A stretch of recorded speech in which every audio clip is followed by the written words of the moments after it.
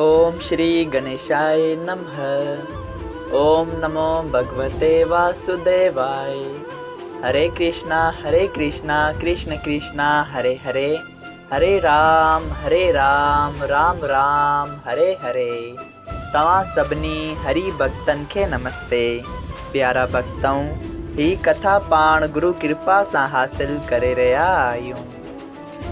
श्री गणपति सरस्वती जो दरे ध्यान करियां थो मां भागवत महापुराण जो बयान, जंहिंमें व्यासदेव ऐं श्री सुखदेव जी कयो आहे श्री कृष्ण लीला जो गुणगान। सभई चो जय भागवत महापुराण। प्यारा भक्तों, अज पाण गुरु कृपा सां श्रीमद् भागवत महापुराण साहिब जो 8हों स्कंद शुरू करे रहिया आहियूं। सभई चो जय श्री हरि।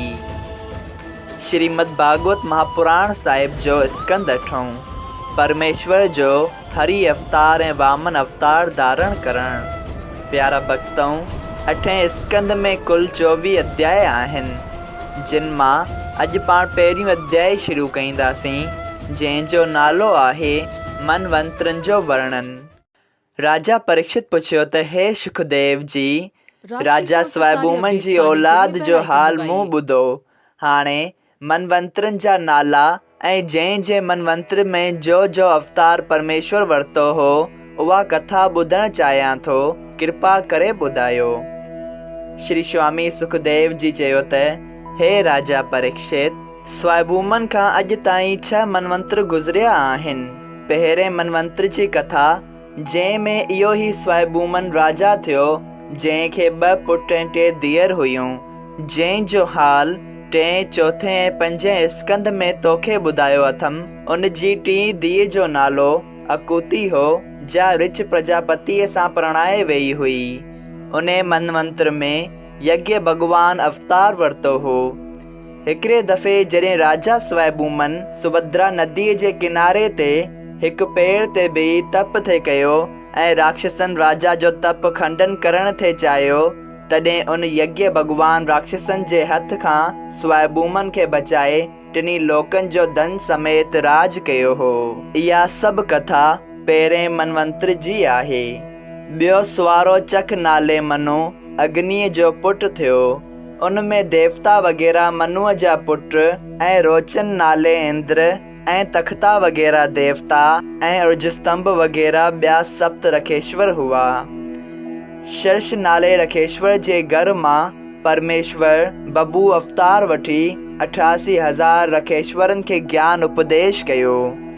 टियों उत्तम नाले मनु राजा प्रियव्रत जो पुटु हो। उन में पवन हवा वग़ैरह मनुअ जा पुट हुआ ऐं सतजित इंद्र ऐं 7 वग़ैरह देवता ऐं परमेश्वर वग़ैरह 7 रखेश्वर हुआ। ऐं धर्म जी सुनीता स्त्रीअ मां परमेश्वर सतसीन अवतार वठी पापी ऐं दुष्टन खे नाश करे सत्य खे कायम रखियो हो। चौथों तामस नाले मनु उत्तम जो भाउ हो। उन में परथु वग़ैरह मनुअ जा पुट ऐं विस्क नाले इंद्र ऐं सतेक वग़ैरह देवता ऐं ज्योत धर्म वग़ैरह 7 रखेश्वर हुआ। हर मेधा रखेश्वर जे घर परमेश्वर हरि अवतार वठी गिरा, यानी के मगरमच्छ, जंहिंखे पाण सिंधीअ में वागू चवंदा आहियूं, उन खां हाथीअ खे चढ़ायो हो।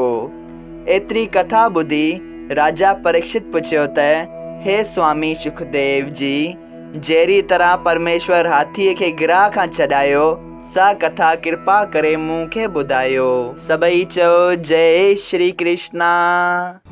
श्रीमद् भागवत महापुराण साहिब जे 8हें स्कंद जो पहिरियों अध्याय संपूर्ण थियो।